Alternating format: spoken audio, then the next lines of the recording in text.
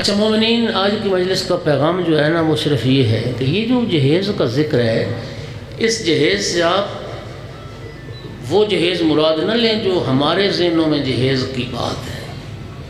جو ہمارے معاشرے میں جہیز رائج ہے نا جی، یہ ہندوانہ رسم ہے۔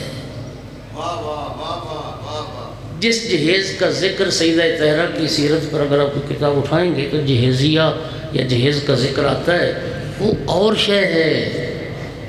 ہمارے معاشرے میں جو جہیز رائج ہے یہ اور شے ہے، یہ غیر اسلامی چیز ہے جہیز۔ پیغمبر اور آل پیغمبر کی سیرت میں اس جہیز کی کوئی گنجائش نہیں ہے۔ خدا کی قسم ہمارے پاس اعداد و شمار نہیں ہے، ہمارے پاس کوئی سروے کا بندوبست نہیں ہے۔ اللہ گواہ ہے، ہمارے معاشرے میں جو جہیز رائج ہے، اس جہیز نے کتنی بچیوں کو زندہ مار دیا، کتنی بچیاں قتل کروا دیں، کتنے حمل ضائع کروا دیے، کتنے بچیاں بے گناہ ماری گئیں صرف اس جہیز کی رسم کی وجہ سے۔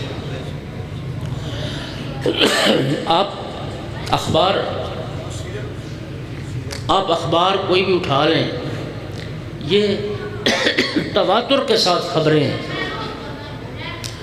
ماں بچیوں کو لے کے نہر میں دریا میں کود گئی، نہر میں چھلانگ لگا، زہر پی لیا، زہر کی گولیاں کھا لی، پنکھے کے ساتھ لٹک گئی۔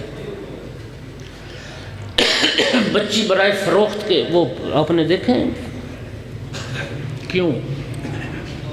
ڈاکٹر الٹرا ساؤنڈ کروایا، بچہ پیدا ہونے والا، اس نے بتایا کہ بیٹی پیدا ہو رہی ہے، حمل ضائع کروا دیا۔ آپ تفسیر نمونہ کو اٹھا کے پڑھ لینا، وَإِذَا الْمَوْءُودَةُ سُئِلَتْ بِأَيِّ ذَنبٍ قُتِلَتْ۔ اس آیت کی تفسیر میں یہ بات بھی لکھی ہوئی ہے، توجہ کرنا، کہ جنہیں عرب کا معاشرہ بیٹیوں کو دفن کر دیتے تھے، زندہ بیٹیاں دفن کر دیتے تھے، ہمارے معاشرے میں اس سے زیادہ ظلم ہو رہا ہے۔ وہ بیٹی کو دفن کر دیتے جب دنیا میں آ جاتی تھی، ہمارے ہاں ماں کے شکم میں بچی کو قتل کیا جا رہا ہے۔ میں بڑی شرعی ذمہ داری کے ساتھ یہ مسئلہ بتا رہا ہوں۔ انعقاد نطفہ کے بعد حمل کا ضائع کرنا، چاہے ایک دن کا ہو، حرام ہے۔ نطفے کی صورت میں دیت ہے، خون کی صورت میں دیت ہے، ہڈیاں بن جائیں دیت ہے، گوشت چڑھ جائے دیت ہے، اور 4 ماہ کی اگر تخلیق کامل ہو گئی، ماں کے شکم میں روح داخل ہو گئی، تو پھر پورا انسان کا قتل ہے۔ اور ماں قاتل، باپ قاتل، دائی قاتل، ڈاکٹر قاتل، نرس قاتل، جو اس حمل کے ضائع کرانے میں راضی تھا، وہ سب کے سب خدا کی بارگاہ میں قاتل شمار۔ یہ ایک ہی تو حکم ہے خالق نے قرآن میں ماں باپ کو جس سے منع کیا، لا تقتلوا اولادکم من املاق، لا تقتلوا اولادکم خشیۃ املاق۔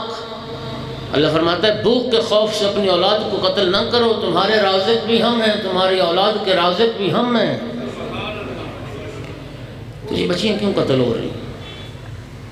نبی کریم نے کیا فرمایا تھا؟ آج ہمارے معاشرے میں بچی کو پسندیدگی کی نگاہ سے نہیں دیکھا جاتا۔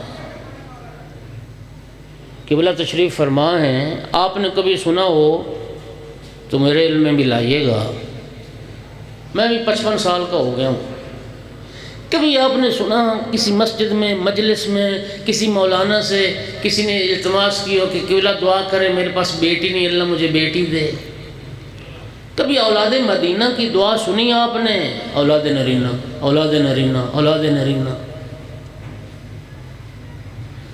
بیٹے مانگنے کی تو دعا بہت سنتے ہیں ہم ہر روز، لیکن بیٹی کے لیے کبھی دعا کی؟ حالانکہ آپ وسائل شیعہ کو اٹھا کے دیکھ لیں، اور ہمارے کتب اربع میں پورا باب قائم کیا ہے ہمارے فقہا نے، جس کے پاس بیٹی نہ ہو اس کے لیے مستحب ہے کہ وہ بیٹی کی دعا کرے۔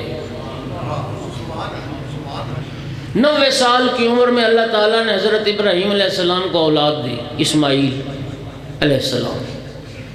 پھر اللہ نے اسحاق بھی دے دیا علیہ السلام. پھر حضرت ابراہیم پھر دعا کر دیتے اللہ مجھے اب ایک بیٹی بھی عطا کر.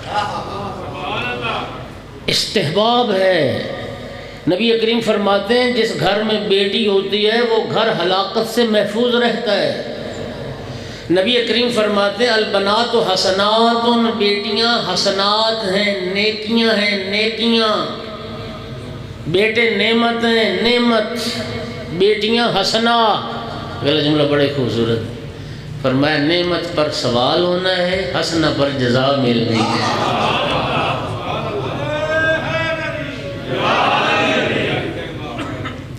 یوں 2 انگلیاں فضا میں نبی کریم نے بلند کر کے فرمایا اللہ جس کو 3 بیٹیاں عطا کرے، اللہ کی رضا کے لیے خوش ہو کے بیٹیوں کو پالے. وہ ماں باپ جو خوش ہو کے بیٹیوں کو پالنے والے اور میں جنت میں ایسے اکٹھے ہوں گے جیسے میرے ہاتھ کی 2 انگلیاں اکٹھے. کسی نے عرض کی یا رسول اللہ اگر کسی کی 2 بیٹیاں ہوں تو فرمایا 2 بیٹیوں کو پالنے والے کے لیے بھی جنت. یا رسول اللہ کسی کی 1 بیٹی، فرمایا 1 بیٹی کو پالنے والے کے لیے بھی جنت. لیکن ہمارے معاشرے میں بیٹی پسندیدہ نہیں ہے. بیٹے کی ولادت پہ لڈو جاتے ہیں دور دور، بیٹی کی ولادت پہ تو کوئی مٹھائیاں نہیں بانٹتا. کیوں؟ ماں باپ کی نگاہ دور تک جاتی. اس ہندوانہ رسم نے، اس جہیز والی رسم نے اس رحمت کو زحمت بنا دی. اس بچی جو رحمت ہے زحمت سمجھنے لگ گئے ماں باپ اس جہیز کی وجہ سے. میرے محترم سامعین، میں فرق بتانے لگا ہوں کہ بی بی پاک صلوات اللہ علیہ کی سیرت میں، سیرت کی کتابوں میں جس جہیز کا تذکرہ آتا ہے وہ کیا ہے اور ہمارے معاشرے میں جہیز کیا ہے. بخدا قسم اس کا اسلام سے کوئی تعلق نہیں. یہ جو سیدہ طاہرہ کی سیرت میں جہیز ہے لکھ لو، بخدا 1 پیسہ رسول اللہ نے اپنی جیب سے خرچ نہیں کیا. وہ تو حق مہر کی اسی رقم سے خریدا گیا جو مولا علی علیہ السلام نے ادا کی ہے. اور ہمارے معاشرے میں جہیز کی لعنت، یہ سارا بوجھ اس بچی کے ماں باپ پر ہے جس کی وجہ سے بچیوں کو قتل کیا جاتا ہے، جس کی وجہ سے بچی سے زندگی کا حق چھین لیا جاتا ہے. اور اسی جہیز پہ سارا زور لگتا ہے. میرے بھائیوں ذرا توجہ کرنا. اچھا پھر بھی پاک کی سیرت میں جس جہیز کا ذکر ہے اس جہیز سے مراد کیا ہے؟ وہ جہیز کیا تھا؟ مرد عورت کو نئی زندگی شروع کرنے کے لیے جو ضروریات زندگی درکار ہیں، ضروریات زندگی، اس کے فراہم کرنے کا نام جہیز. ایک بات ذرا سمجھیے. ہمارے معاشرے میں پریشانی ضروریات کے پورا کرنے میں نہیں ہے، خواہشات کی تکمیل کی وجہ سے پریشانی ہے. دیکھیے 2 چیزوں میں فرق ہے میرے بھائی. ضروریات اور چیزیں، خواہشات اور چیزیں. مولا امیر فرماتے ہیں ضرورت فقیر کی بھی پوری ہو جاتی ہے، خواہشیں بادشاہوں کی بھی پوری نہیں ہوتی. ہمیں تو خواہشات نے برباد کر کے رکھ دیا. میرے بھائیوں مولا امیر المومنین نے وہ سامان خریدا، اس رقم سے خریدا گیا جو مولا علی نے دی ہے.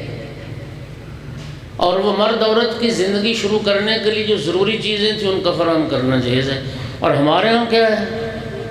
ہمارے ہاں باپ بیٹی کو نہیں دیتا، سسرال والے ڈیمانڈ کرتے ہیں. ایسا ہی ہے نا؟ بولو یار. اب ایسے گمسم بیٹھے ہیں، شاید آپ کے بھلوال میں جہیز کا رواج ہے ہی نہیں. یعنی سسرال والے، یعنی بچی کے جو سسرال ہیں وہ بچی کے ماں باپ سے تقاضا کرتے ہیں یہ چیز بھی فراہم کرو، وہ چیز بھی فراہم کرو، وہ چیز. خدا کی قسم ظلم ہے، ظلم ہے، ظلم. اور ہم پتہ کیا ہے، جو حق بیٹی کا خدا رسول نے بتایا وہ چونکہ ہم نہیں دیتے، اس لیے اس لعنت میں ہم گرفتار ہیں۔ تعلیم و تربیت نہیں دیتے، وراثت سے حصہ نہیں دیتے، جائیداد باپ کی ساری جو ہے وہ بیٹوں میں تقسیم ہوتی ہے، بہنوں کو محروم رکھا جاتا ہے، بیٹیوں کے نام وراثت منتقل نہیں ہوتی ہے۔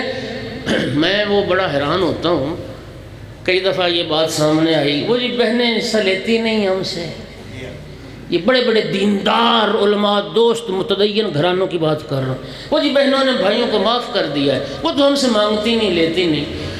اچھا وہ ایک علامہ فیروز حیدر عابدی ہیں انڈیا کے، ان کی مجالس پڑی ہیں یوٹیوب پہ، وہ ایک بات، وہ عورت کی مظلومیت پر بات کر رہے تھے، تو اس میں ایک جملہ کہا انہوں نے کہا کہ اخبار میں یہ خبریں تو چھپتی ہیں، وہ پہلے ہوتے تھے نا تیل والے چولہے، پھٹتے تھے، چولہا پھٹ بھی جاتا تھا کہ چولہا پھٹنے سے جی بہو ہلاک ہو گئی، چولہا پھٹنے سے جی بہو جل گئی۔ وہ کہتے تھے کوئی ساس کیوں نہیں جلتی چولہا پھٹنے سے، کوئی ساس کیوں نہیں ہلاک ہوتی چولہا پھٹنے سے، ساری بہویں چولہا پھٹنے سے ہلاک ہوتی ہیں۔ اور میرا بھائی، کوئی بھائی کیوں نہیں غیرت کرتا اپنا حصہ بہن کو دے دے، سارا بہنیں ہی کیوں بھائیوں کو دیتی ہیں؟ کوئی غیرت مند بھائی آیا سامنے آج تک کسی نے بھائی نے کہا میں اپنی جائیداد ساری باپ والی میں اپنی بہن کو دے رہا ہوں؟ ایک بھائی نہیں ملے گا۔ جذباتی ہوتی بیچاری عورت، میں راوی کے علاقے کا ہوں، میں حیران ہو گیا، خدا کی قسم میرے پاؤں تلے زمین نکل گئی۔ مجھے بتایا کہ وہاں ایسی بے غیرتی یہ رواج چل رہا ہے کہ کوئی خدا نہ خواستہ، پہلے تو بہن مانگتی نہیں، خدا نہ خواستہ بہن مانگ لے حصہ باپ کی میراث سے، تو بھائی کہتے ہیں ساری زندگی میرے دروازے پہ نہیں آنا، میری چارپائی کو ہاتھ نہیں لگانا، میں مر جاؤں تو میرے جنازے پہ نہیں۔ یہ تو حالات۔ اب وہ جہیز پہ سارا زور ہے، جہیز بنایا جا رہا ہے اور وہ سسرال والوں کے ڈیمانڈ ہو رہی ہے۔ میرے بھائیوں، خدا کی قسم، اب مجھے ایمان سے بتائیں، اگر پیغمبر اور آل پیغمبر کی سیرت زندہ ہو جائے، اللہ کسی کو 100 بیٹی بھی دے دے، اس کے لیے کیا پریشانی؟ اس کے لیے کیا پریشانی؟ جو حق خدا رسول نے بتایا وہ دینے کو تیار نہیں، جو نہیں اسی پہ سارا زور لگتا ہے۔ ایک سلوات پڑھ دو۔